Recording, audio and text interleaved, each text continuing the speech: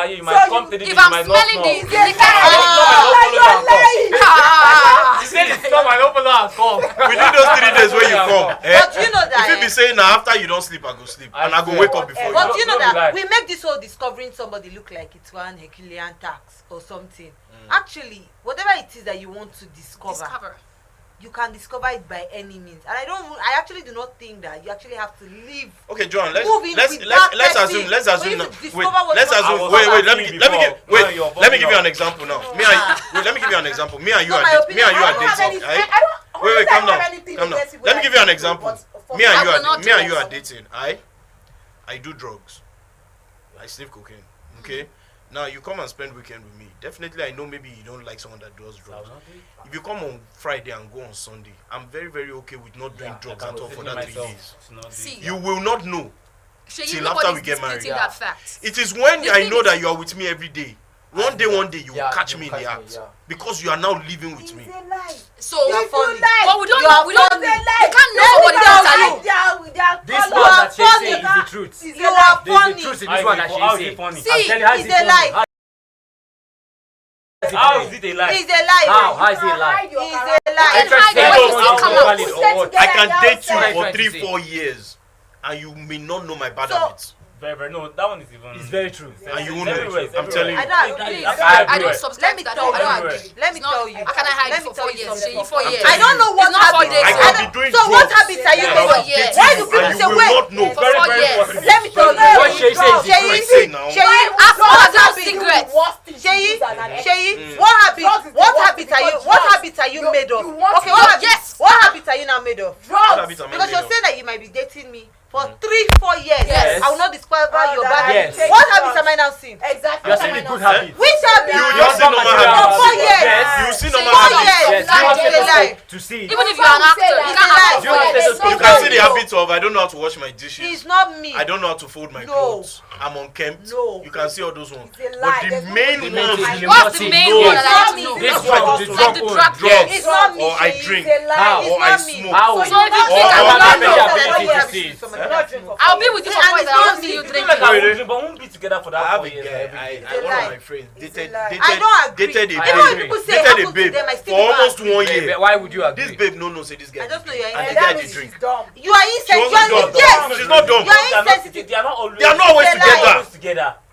Anytime she's around, Baba no dey drink, and he don't tell all of us wey be guys. See anytime wey babe dey, no let the babe know say he dey drink. You can go out and I won't take any. Because she It's doesn't a lie. because she doesn't like people that Let me drink. tell you, before you even catch somebody doing drugs, certain reactions would have even told you that this person. What Yeah, reaction? there's Like something- what reaction? What reaction? Anybody that does not see it, she's blind. Or Oh, yeah, she sure. Hey! shares drugs. They don't know Reaction. drug. They don't know drug people now. Wait, eh? what reaction? Don't know What drug reaction? people. What reaction?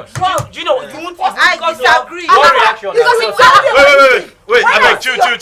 Wait, chill. I understand why she's talking like that. Now film where she don't want. Wait, chill.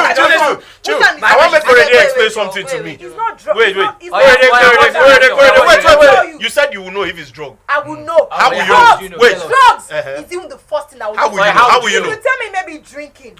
How will you know drug? Forget drinking. How will you know Change it drug? if I know. No. How you know? You will know. How now? When I look at your pupils, I will know. When Pupils? you are high. Pupils? Yes. How? Yes, I will know. I will take Pupils, it. how? Which kind of talk with this How one? do you even have no idea about? How will you know? I will Something know. you have no Okay, idea. what would be wrong with the Let me pupils? tell you. He's very see, I don't know if you guys Except go on Google, go and check this thing, because I had a friend that was doing drugs, and that was one of the things that he told us when because he was that you look at people's especially when he's taking. What do you go see for the pupils now? What do you want to see for the pupils? No. Pencil don't say it will be blue. Check go blue ni. Pencil don't say yellow. look at the retina. What now? Now the retina they will soon tell you say you look next. Aside from even the eyes, there's no way you will not know when someone is on. Apart from that pupils, what else? How do you retina? If you look retina. They will swing. She try to get within she dey talk. I get within she dey talk. Do you know the reason? Because of say she gets the idea before. So if she see somebody wey come dey do am, she go quick know say. That's what I'm saying. But if you don't have the idea before, do you understand? You have no idea about how the person will look like, how whatever. You can't discover, madam. Let me tell you, there's no way. But this is an age of information now.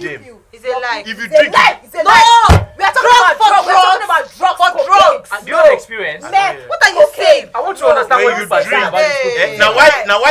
Now why when guys drink, you dey feel say you dey tipsy, say your vision dey blow. Now your pupils dey dilate. It's your pupils are dilating. No. Why do you think that when the people go to the hospital, they will say, "Oh no, he's just drunk," and they say, "No, he's actually on drugs." So you think it's only pupils they looked at that made them know that he's actually on drugs? That they will know that he's actually all those people that ODs, that they say, "Oh, he OD'd," but they'll say by the time they'll say, "Oh, they were actually looking at the people." Let me tell you, when you are with someone that takes drugs, whoever ODs will be convulsing. Let me even tell you. Person wey OD go won't be convulsing. He go dey shake. You can't hide it. You can't hide it for too long. You can't hide your bad habits. You can try to hide it, but you can't hide it for too long. 4 years. Not 4 days. Not 4 weeks. A crack 4 years. addict. It's a lie. A crack addict can I hide don't his know who habits is. for as I don't know long who as is. possible. Who is? I don't know the girl. I don't know how that girl works. I don't know. I know You have no idea about crack. Maybe her. A I crack don't know. addict can hide. You can hide whatever. this. You have no idea about it. Except the extremely addicted ones. Me. The ones where they take am once every 2 days. I don't understand though. Because they won't catch am. How you dey catch am? What the hell is it? I don't know. You can't hide that. What you do For me, I feel let's not debate. For 4 years. I feel. You can't hide okay? for 4 years anyway. I believe that the main reason why they say a guy and a babe should not live together before marriage is because of the sex. I know that. They don't talk am for church. They don't talk am everywhere so that you people will not be tempted. But I feel if you can discipline yourself enough not to do it, by all means live together. Why you don't want to eat the meat? Why you using your teeth to share it? I subscribe to this. I feel if you're going to live together, it shouldn't be for a long duration. It shouldn't be for a long duration. No, definitely not. That's why we're saying 1 month, 2 months max.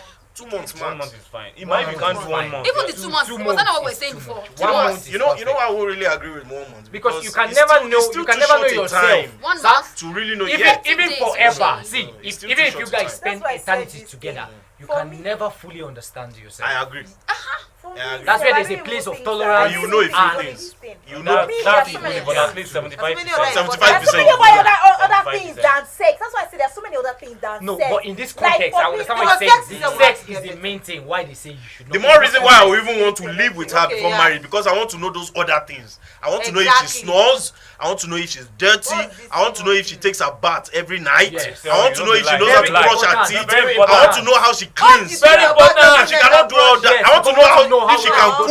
Very important. If she can't do all that, when she can cook, if she can't cook, whether you are very important. There's something you can't cook. You send her back to her father's house. You just have to live with it for you to know that she cooks. But do you know when you are talking like oh, but she will come one day and like come what?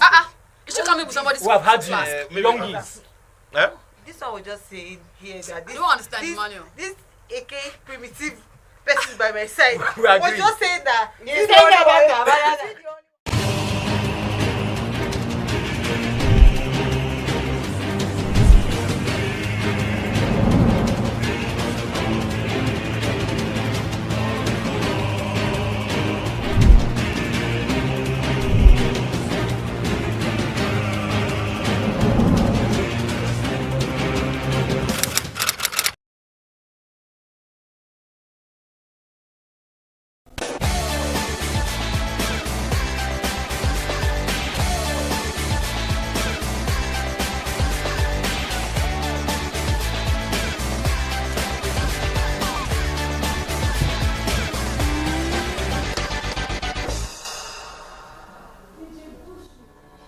It's been 42 years now since St. Ambrose's Catholic Secondary School was established by the Catholic Church before it was taken over by the government.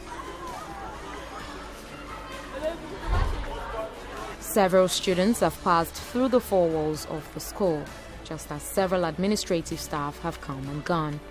But the one thing that has remained largely unchanged is the infrastructure and teaching facilities in the school.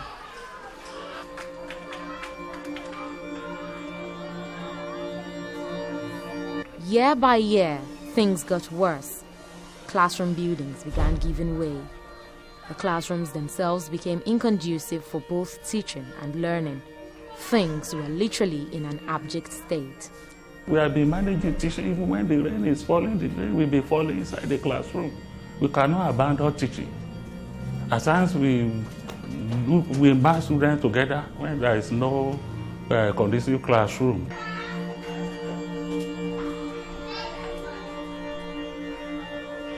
During the tenure of the past principal, Mr.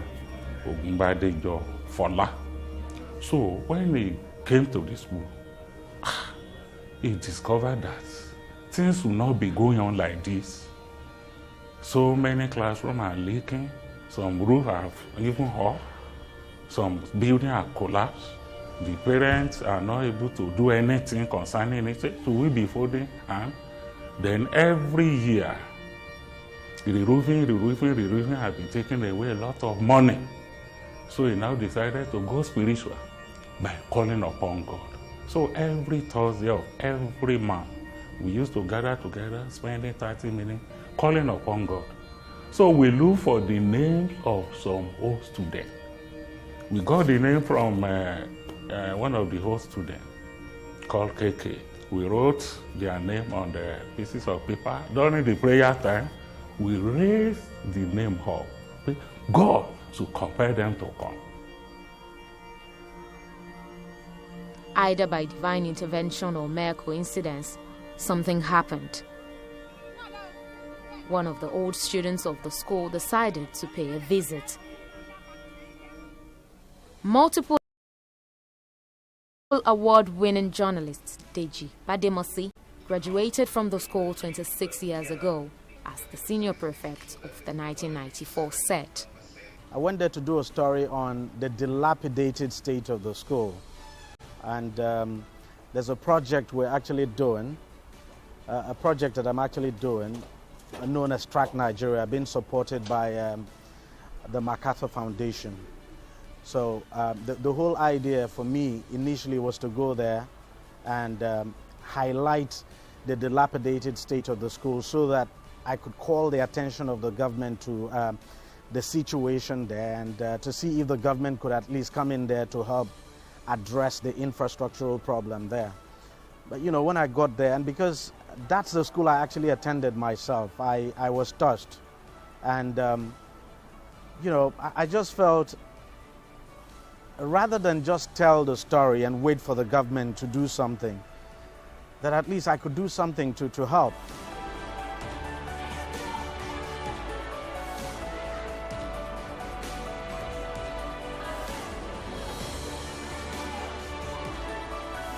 I was really touched, and I decided, well, that at least we could do some renovation.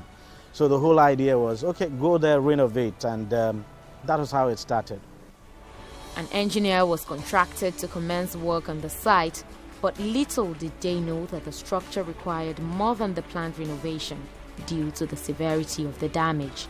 When I got there, all the foundation was already above the ground level, meaning that you can even be seeing the foundation footing already outside exposed, which anything can happen. The building can collapse at any time.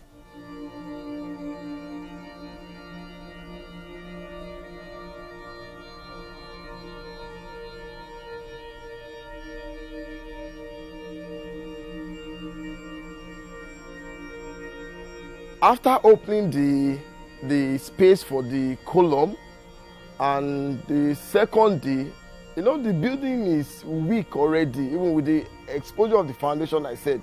So one side of the classroom gave way immediately.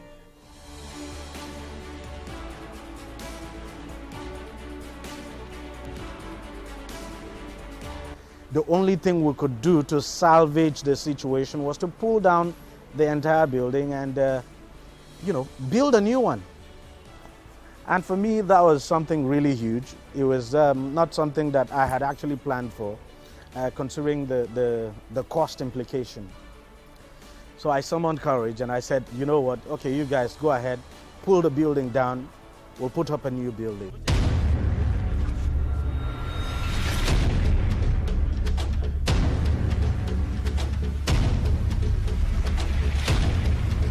It was a tough decision, but certainly worth it.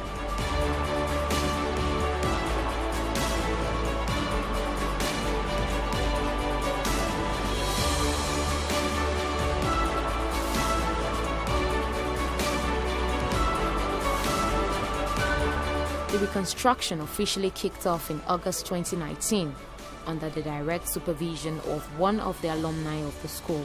We left here like 26 years ago, and there was no any kind of maintenance since we left. So I supervised the building right from the scratch to where it is today, all to the glory of God. As the new building started to take shape, it was hard to ignore the remaining dilapidated blocks of classrooms and abandon them to decay. As one building was getting completed, I looked at the situation again and I felt, well, we can do another one. So I said, you know what, I looked at my pulse and I said, well, maybe I could just try the second one. And then the second one came down. The old building now came down, and we started work on the second one. And then the third one as well, you know, one of the old students there came to me and said, look, supposing I provide blocks for the foundation, you know, and then, you know, build it up to lintel level, would you be able, would you mind to just take it over from there? And I was like, okay, let's see how it goes. Because I knew it was going to cost a lot of money, but, you know, that was how the third building started. Then there was no plan to have a toilet. The school had no toilet. But then I felt, look, it wouldn't be nice at all to have these new buildings. You have the students there, and then they have no place to go ease themselves, and they have to make use of the bush. Again, I summoned courage, and I said, okay, you know what, let's put up a toilet facility there. And that was how the toilet facility came up. So right there now we have 10 toilets. I then thought, if you have a toilet, how then do you get water to service the toilet? And the school has no borehole. The school has a well that dries up during the dry season.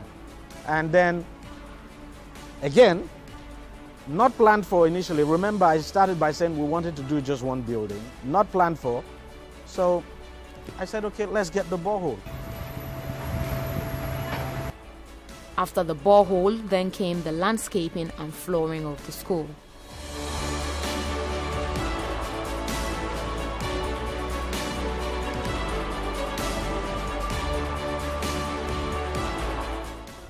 As the school continued to get a facelift, it was almost unbelievable for staff and students who watched their wish become a reality. It's a thing of joy to me. But on a daily basis, when I come to school, I have to look down and see the buildings, which is not common, it's one in town. I was made to know that there is no school that is having this type of building. No school. Is it the restroom? Is it the classroom? Is it the offices? Is it the type of furniture there? It is second to none, I must confess, and I'm very happy. In fact, about 5 teachers called me, sir, how can I get my transfer to your school?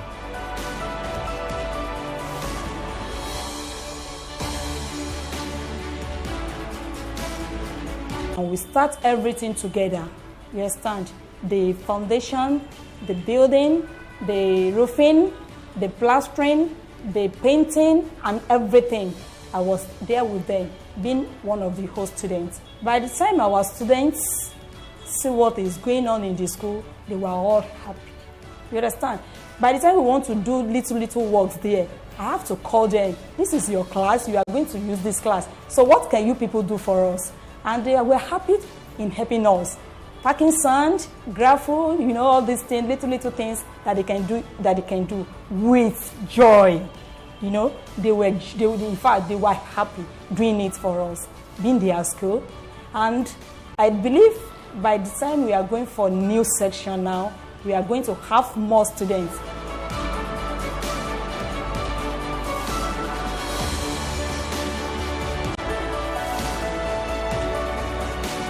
I felt so proud that at least I could contribute in my own little way to this present development. This project is single-handedly done by one person, a God-sent person, who is not a politician. He doesn't get free money from anywhere. He works hard to get his money, and he's not investing for any profit. Like I asked Deji, because we said, bro, what are you even doing this for? He said, Maurice, I'm doing it for God and for humanity's sake. That look, I don't need all these students for anything in my life. I don't need them to survive. I don't need them to get to any position. But someday, my children might need them. It's a very good thing. It's really done well. I feel so proud to be part of 94 set. I feel so proud to be a friend to Deji Bademosi for all what he's done. And I feel so proud to be part of this project. The school, which was once looked down on, has now become a point of reference and top choice for people in the community. people passing on the road, they were actually branching to see that could a better structure be on this school with what they have been seeing. So look at the design, look at the space that we managed to get what we have, and a very spacious classroom corridor with a staircase that can ease the going and coming of the students. So in fact, the facility that is there make it far better.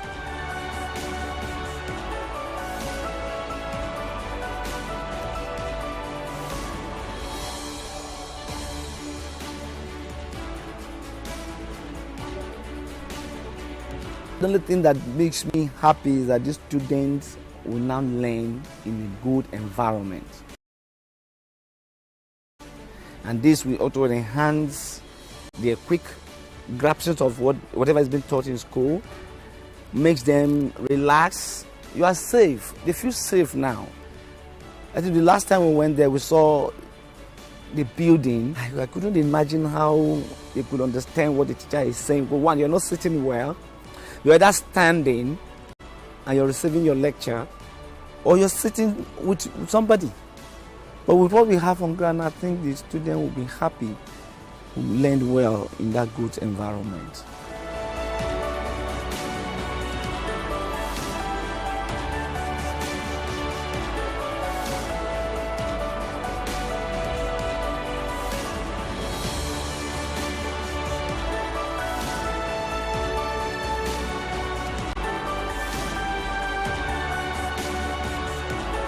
Many young ones now, they are planning to come to St. Ambrose.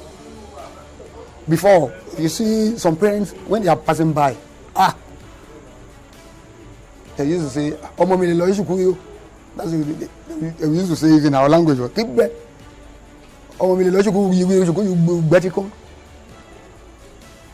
I myself then, I cannot say this is my school. But now I can boast. This is the school I pass out from. So I'm very, very happy, and I'm using this medium to thank Deji Badmus for what he has done for our school. He rebuilt our school, and God will rebuild his life. With the junior classes, also referred to as downhill, now wearing a new look, the school authority, in addition to their great show of appreciation, are appealing for the extension of this gesture to the senior secondary classes of the school as well. Permit me to ask like an Ulifa twist. If this structure could continue to the senior section, it would be very good. Not as somebody living in a modern building, coming to a leaking classroom, a classroom where there's no fan, a classroom where there's no, in fact, dusty, stinking, rotten chairs. The chalkboard is even not good. It will not be so good. Permit me to tell you that we don't have laboratories in the school. Every classroom in this school is leaking. It's dusty, smelling. I'm sorry I'm using these words. But if you care to look at them, you will not like them. So will it be for a student that is graduating from junior section to senior section? It will be demoralizing. For the man who has single-handedly done all of these, his primary goal is to pass a strong message across to the government, old students, and the general public.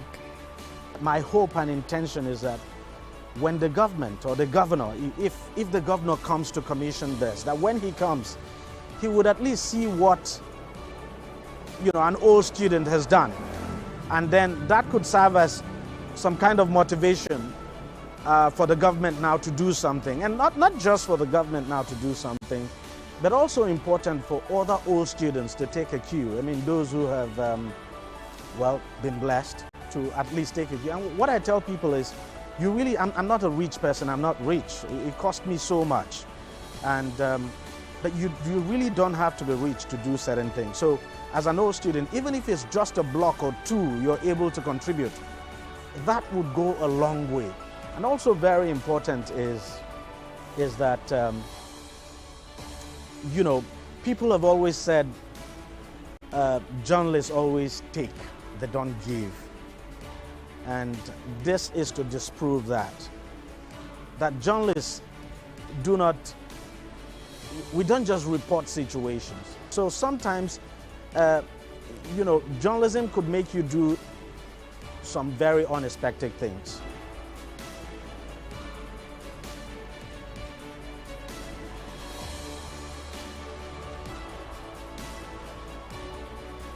Do I plan to do more in the future? Yes, by the special grace of God, because to some extent, we are actually the government. So whatever, as individuals, whether individuals or collectives, not in government, whatever it is we can do to help make our society better, we should do it.